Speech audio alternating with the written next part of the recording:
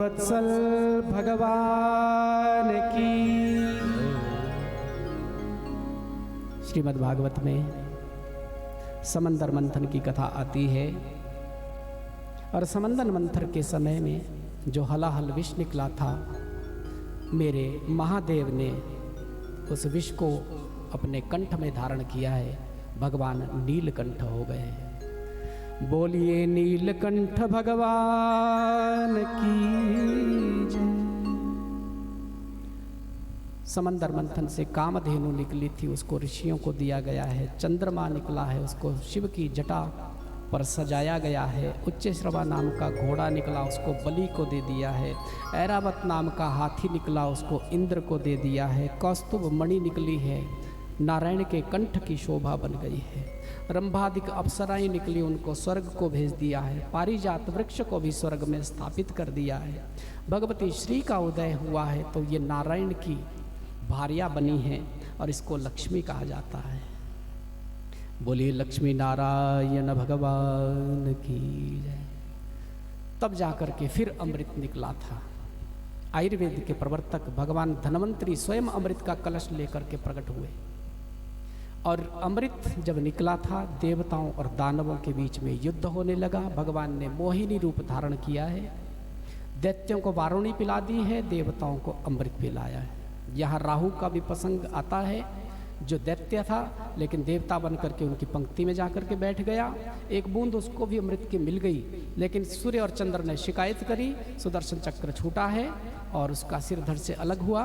फिर उसको ग्रहों की मंडली में शामिल करना पड़ा और उसका जो सिर था वो राहु बना और उसका जो धड़ था वह केतु बन गया है। बोलिए भक्तवत्सल भगवान की। इसके पश्चात देव माता अदिति के द्वारा पयव्रत धारण करने की कथा आती है।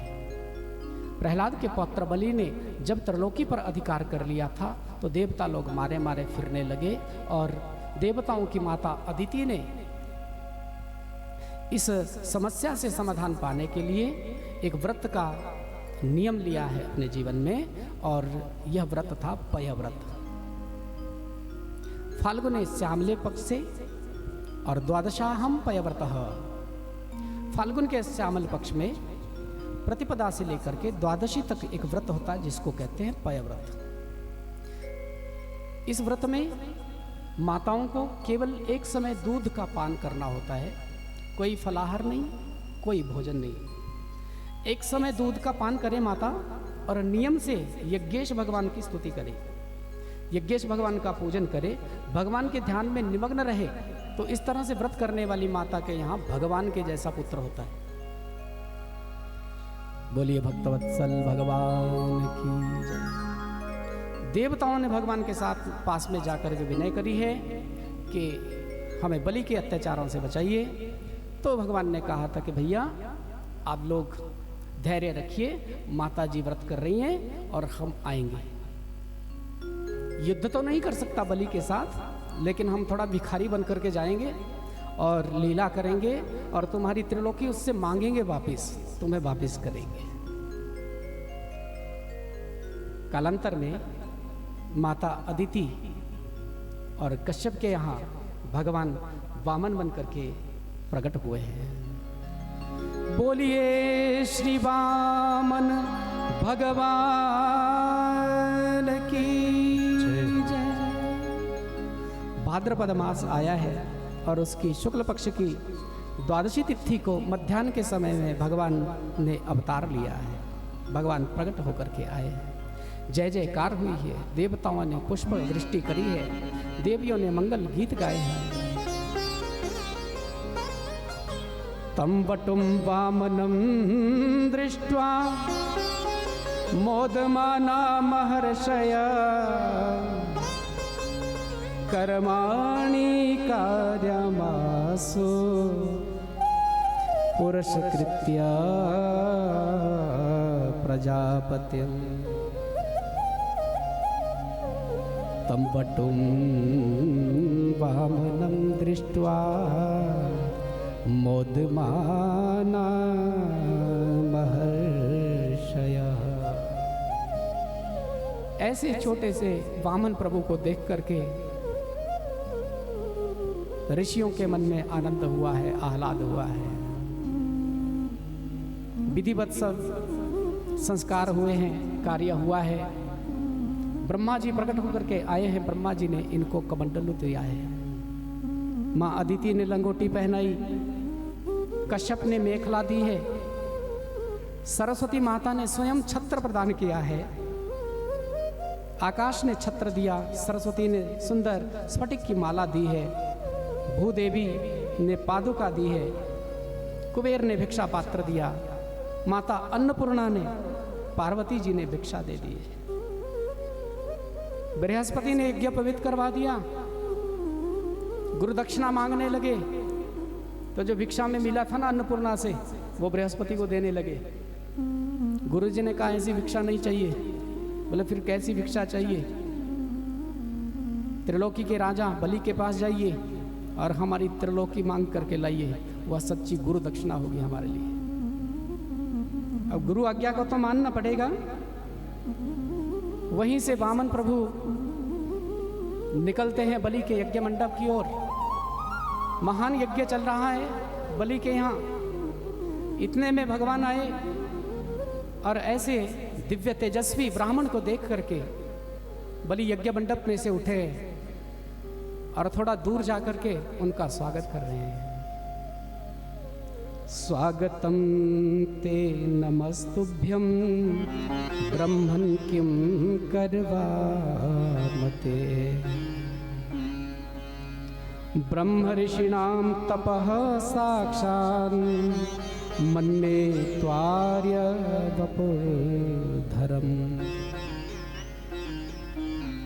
आपका स्वागत है। आप हमारे यज्ञ में आए हैं, हमारा यज्ञ पूर्ण हो गया, धन्य हो गई हमारी गृहस्थी। आप जैसे तेजस्वी ब्राह्मण के आने से मेरी गृहस्थी पावन हो गई, मेरा जीवन सफल हो गया। आपको देख करके मुझे ऐसा क्यों लग रहा है आज कि मैं अपना सर्वस्व आपको दे दूं। आप हमने मुख से कहें कि आपको क्या चाहिए, मुझे अति प्रसन्नता होगी। आप जो मांगोगे मैं दूंगा। ठाकुर जी ने कहा था, बोले भैया हम तो केवल भ्रमण करते हुए यहाँ आ गए हैं और हमें तो कुछ भी नहीं चाहिए। नहीं नहीं, आपको कुछ तो लेना ही पड़ेगा। तो बहुत देर जब समझाया तो 1.5 घंटे के बाद वो कहते हैं, बोले भैया तुम मानता ही नहीं है, तो देना चाहता है तो फिर 3 पग भूमि दे दे। कितनी भूमि मांगी? 3 पग भूमि। बहुत जोर से हंसा था बलि। बोले त्रिलोकी के स्वामी पर के पास आए और 3 पग भूमि मांग रहे हो, मांगना भी नहीं आता आपको। मैंने सोचा आप बड़े भारी प्रज्ञावान हैं और लेकिन आपको तो मांगना भी नहीं आता। वामन ने कहा, बोले हाँ वो भी तेरे कदमों से नहीं, अपने कदमों से मापेंगे। अब और भी जोर से हंसा था। बोले महाराज जी एक तो आप लंबे ज़्यादा हैं और 3 पग आप मापोगे ना अपने कदमों से, उसमें तो आसानी लगेगा आपका। तो ठाकुर जी ने कहा हमें इतना ही चाहिए, और जितना चाहिए होता ना उतना ही लेना चाहिए। राधे राधे बोले, और वहीं पर बैठ करके भजन करेंगे हम। उन्होंने कहा ठीक है, जहां पर आपको अच्छा लगता है आप 3 पग मापो और ले लो। उन्होंने कहा नहीं नहीं, बोले ऐसे नहीं हम दान ले सकते, हम ब्राह्मण हैं, पहले संकल्प करना पड़ेगा। संकल्प ठीक है, संकल्प कर देते हैं। इतने में शुक्राचार्य जी के कान में आवाज पड़ी थी, संकल्प की बात कर रहा है, कोई साधारण ब्राह्मण नहीं है। अपनी योग दृष्टि से देख लिया था, बोले ये तो छलिया विष्णु आ गया, सब कुछ छल लेगा चेला का, लुट जाएगा चेला, इसलिए बुलाया था। बोले बलि इधर आना, भाई यज्ञ की विधि रह गई है, तू भाग क्यों जाता बीच बीच में। बलि ने कहा बोलिए गुरुजी आप कर लीजिए ना यज्ञ, आपको बिठाया है यहाँ पर। नहीं नहीं, ये तुम्हारा काम है। और कान में कहा, बोले वो कौन है। बलि ने कहा है कोई ब्राह्मण, तेजस्वी ब्राह्मण है और हमारे यज्ञ में आया है। कोई ब्राह्मण नहीं, ये कोई विशेष है। तुमने लेने देने की बात तो नहीं की। बलि ने कहा मैं तो इतनी देर से मना रहा था उनको, वो कुछ लेते नहीं। अंत में वो कहते 3 पग भूमि लेंगे और कहते संकल्प करो, मैं संकल्प करूंगा दे दूंगा। शुक्राचार्य ने कहा तेरा दिमाग खराब है, 3 पग में वो त्रिलोकी को माप देगा, कुछ नहीं बचेगा तेरे पास। तुझे मालूम है बलि वो कौन है? बलि ने कहा मुझे नहीं मालूम कौन है। शुक्राचार्य कह रहे हैं एष वैरोचने साक्षात् भगवान विष्णुरव्ययः कश्यपाददितिर्जातो देवानां कार्यसाधकः। देवताओं का कार्य साधने के लिए कश्यप और अदिति के यहाँ प्रकट होकर के आए हैं। वैरोचन ये साक्षात भगवान विष्णु है, साक्षात भगवान विष्णु है। बलि ने कहा गुरुजी मेरे तो दोनों हाथों में लड्डू हैं, अगर ये कोई साधारण ब्राह्मण है तो 3 पग से ज्यादा 3.5 नहीं ले सकता, और यदि ये भगवान है तो फिर तो बात ही क्या है कि मेरे यहाँ भगवान भी मांगने के लिए आया है, भगवान भी मेरे यहाँ मांगने के लिए आया है। इतने में भगवान ने कहा भैया देना है कुछ तो दे दो, नहीं तो हम चलते हैं फिर। बलि ने कहा नहीं नहीं रुकिए आप। और संकल्प करने के लिए जब कमंडलू से पानी निकाल रहा था तो कहते हैं कि सूक्ष्म रूप धारण किया था इस शुक्राचार्य ने, और कमंडलू की नली में बैठ गए थे कि ना ही पानी निकलेगा, ना ही संकल्प होगा, ना ही चेला लुटेगा।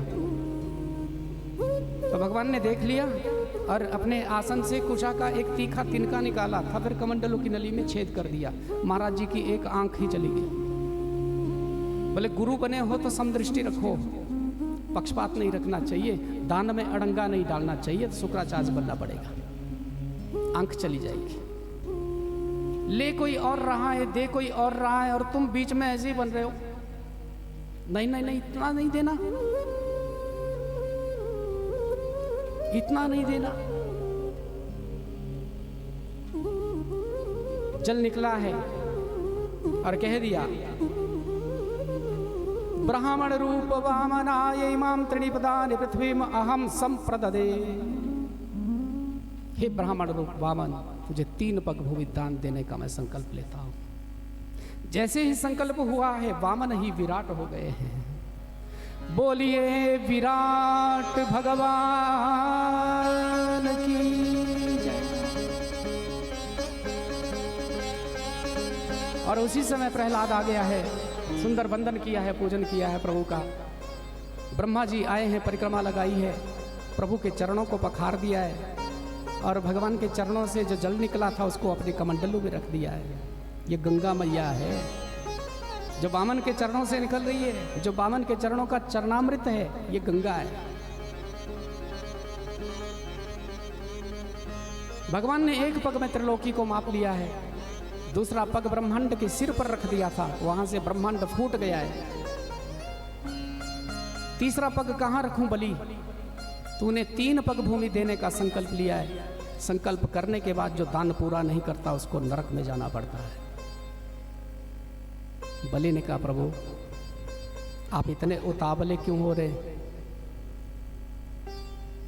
आप मेरे एक प्रश्न का उत्तर दीजिए कि धन बड़ा होता है या धन का मालिक बड़ा होता है? राधे राधे बोलो। आप लोगों से यदि मैं पूछूं ना कि धन बड़ा या धन का मालिक बड़ा, कौन बड़ा? धन बड़ा होता है या उसका मालिक बड़ा होता है? हाँ, अब छोटा सा बच्चा भी बोल रहा है कि मालिक बड़ा होता है। तो भगवान ने कहा बोले मुझे क्या ऐसा समझ लिया? मैं जानता हूं कि मालिक ही बड़ा होता है। धन तो हाथ पैर की मैल है, मालिक सुरक्षित रहेगा तो धन तो कभी भी आ सकता है। तो बलि ने कहा बोले मालिक तो रह गया, अभी मेरा धन ही तो लिया है ना आपने, अभी मैं तो रह गया, अभी मैं बना रह गया, अभी अभिमान तो रह गया, उसको भी चूर चूर करिए। तीसरा पग मेरे सिर पर रखिए। श्री ठाकुर जी ने तीसरा पग बलि के सिर पर रखा है और उसको सुतल लोक को भेज दिया और उससे वादा किया, बोले आगे आने वाला जो मनवंतर होगा ना भैया, उसका इंद्र तो ही होगा। त्रिलोकी बृहस्पति की झोली में डाली है और वहां से आए हैं बलि के यहाँ पहरा देते हैं। द्वारपाल बन करके वहां पे खड़े उनका ऋण चुकाने के लिए। बोले भैया तूने मुझे सब कुछ दे दिया एक आधे बोल पर, अब मैं तेरा ऋणी हो गया। लक्ष्मी जी आई थी, बलि की राखी बांधी है, रक्षाबंधन का पावन त्योहार आ रहा है ना, आपको मालूम है कब से शुरू हुआ था? बोले लक्ष्मी जी ने बलि को राखी बांधी है और बलि ने कहा कि तू मेरी बहन है, बहना अब तू मुझसे मांग ले, क्या मांगना चाहती है? लक्ष्मी जी ने कहा, बोले जहाँ लक्ष्मी होती वहाँ किस चीज़ की कमी है? प्रभु का दिया हुआ सब कुछ है भैया, हमारा और आपका प्रेम बना रहना चाहिए। बलि ने कहा नहीं, तुझे कुछ तो लेना ही पड़ेगा, खाली हाथ बहन को थोड़े भेज सकता हूँ। तो लक्ष्मी जी ने कहा था, बोले देना चाहते हो तो फिर अपने इस द्वारपाल को दे दो। तब जाकर के भगवान को वहां से छुड़ाया था, नहीं तो वो तो खड़े थे वहां पर। प्रबल प्रेम के जब पाले पड़ते तो प्रभु नियम भी बदल देते और भक्त के अधीन हो जाते हैं। अहम भक्त पराधीन यह स्वतंत्र विदुजः, मैं भक्त के पराधीन हूं, स्वतंत्र कभी भी नहीं हूं।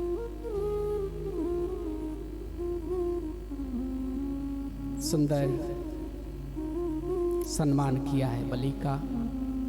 एक मनवंतर में महाराज सत्यव्रत मनु की रक्षा करने के लिए भगवान ने मत्स्य अवतार भी धारण किया है, कच्छप अवतार भगवान ने धारण किया है, वराह अवतार धारण किया है। अनेक मनवंतरों में भगवान ने अनेक अवतार धारण किए हैं। श्रीमद् भागवत के नवम स्कंद में हम प्रवेश करने जा रहे हैं। श्रीमद् भागवत के नवम स्कंद में 24 अध्याय वर्णित है और 24 अध्यायों में चंद्रवंश और सूर्यवंश की कथा है। पहले वाले 12 अध्यायों में सूर्यवंश की कथा है और फिर जो उत्तर के 12 अध्याय हैं उस पे चंद्रवंश की कथा है। सूर्यवंश में भगवान श्री राम आते हैं और चंद्रवंश में भगवान श्री कृष्ण आते हैं। सूर्यवंश के राजा जो हैं उनका बड़ा बड़ा प्रताप है महाराज। एक एक राजा की कथा अगर हम सुनने लग जाएं, एक एक राजा का प्रताप, एक एक राजा के विषय में यदि हम सुनने लग जाएं। सुखदेव जी ने राजा परीक्षित से कहा था, बोले मुझे 100 वर्ष लगेंगे सूर्यवंश कहने में। तो परीक्षित ने कहा नहीं नहीं गुरुजी, हमारे पास इतना समय नहीं है, केवल 7 ही दिन तो मिले हैं जीवन में, और उसमें भी मेरा सबसे ज्यादा प्रेम तो श्री ठाकुर जी से है ना, कन्हैया से है, पांडवों के भगवान से है, तो मुझे तो उन्हीं के चरित्र, उन्हीं की लीलाएं सुननी है, इसलिए आप थोड़ा संक्षेप में कहिए।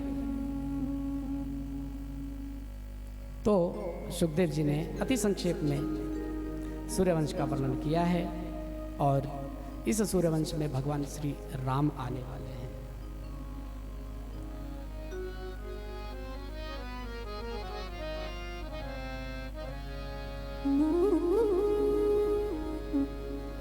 सीता राम चरित